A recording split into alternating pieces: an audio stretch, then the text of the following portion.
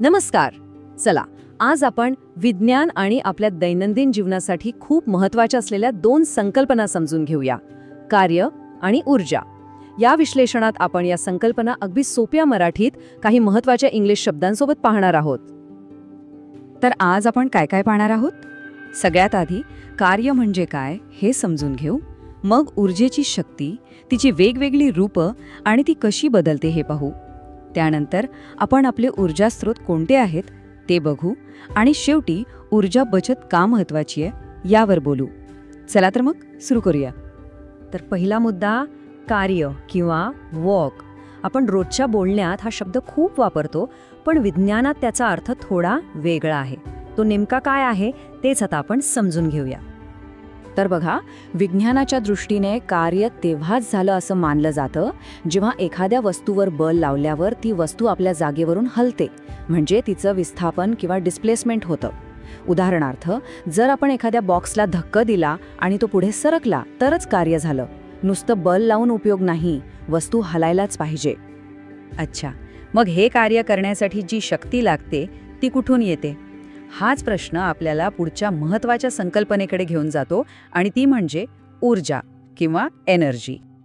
अगदी सोपी व्याख्या आहे. ऊर्जा म्हणजे कार्य करण्याची क्षमता. सोप्या भाषेत सांगायचं तर, जर आपल्याला कोणतंही काम करायचं असेल तर त्यासाठी ऊर्जा लागतेच. म्हणजे कार्य आणि ऊर्जा एकमेकांशी जोडलेले आहेत. आणि एक इंटरेस्टिंग गोष्ट म्हणजे कार्य आणि ऊर्जा दोन्ही मोजण्यासाठी शास्त्रज्ञ एकच एकक म्हणजे युनिट वापरतात, आणि ते आहे जूल. बरं, आता ऊर्जा म्हणजे काय हे तर कळालं. पण ऊर्जा ही फक्त एकाच प्रकारची नसते, तिची अनेक वेगवेगळी रूपं आहेत. चला तर मग ऊर्जेची ही विविध रूपं कोणती आहेत ते पाहूया. हे बघा, ही आहेत ऊर्जेची काही मुख्य रूपं. यांत्रिक ऊर्जा म्हणजे मेकॅनिकल एनर्जी, ज्यात पोटेन्शियल आणि कायनेटिक एनर्जी येते. उष्णता ऊर्जा, प्रकाश ऊर्जा, ध्वनी ऊर्जा, रासायनिक ऊर्जा आणि विद्युत ऊर्जा, ही सगळी रूपं आपण आपल्या आजूबाजूला रोज अनुभवत असतो. जसं की उष्णता ऊर्जा म्हणजेच हीट एनर्जी, ही आपल्याला सूर्यापासून मिळते, इंधन जाळल्यावर मिळते आणि आपल्या स्वयंपाकघरात तर तिचा रोजच वापर होतो. पृथ्वीवर जीवसृष्टी टिकून राहण्यासाठी ही ऊर्जा खूपच आवश्यक आहे.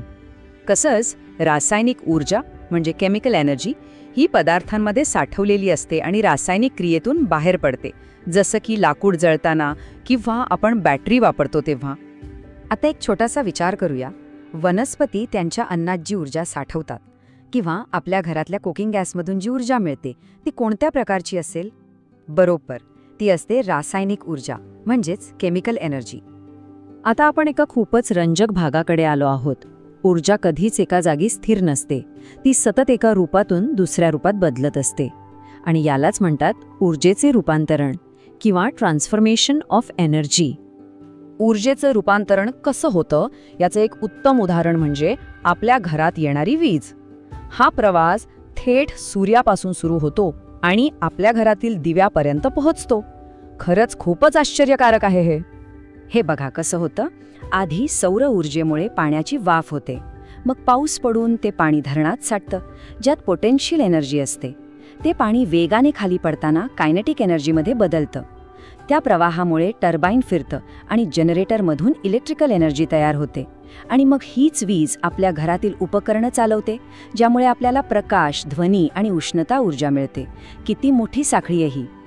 ह्या सगळ्यावरून एक गोष्ट तर नक्की स्पष्ट होते की पृथ्वीवर आपण जे काही ऊर्जा वापरतो त्या सगळ्याचा मूळ आणि सगळ्यात महत्त्वाचा स्रोत म्हणजे आपला सूर्य. तर मग ह्या ऊर्जेसाठी आपण नेमक्या कोणत्या स्रोतांवर अवलंबून आहोत? चला, आपल्या ग्रहावरील ऊर्जा स्रोतांबद्दल थोडं जाणून घेऊया. ऊर्जा स्रोतांचे मुख्यत्वे दोन प्रकार आहेत.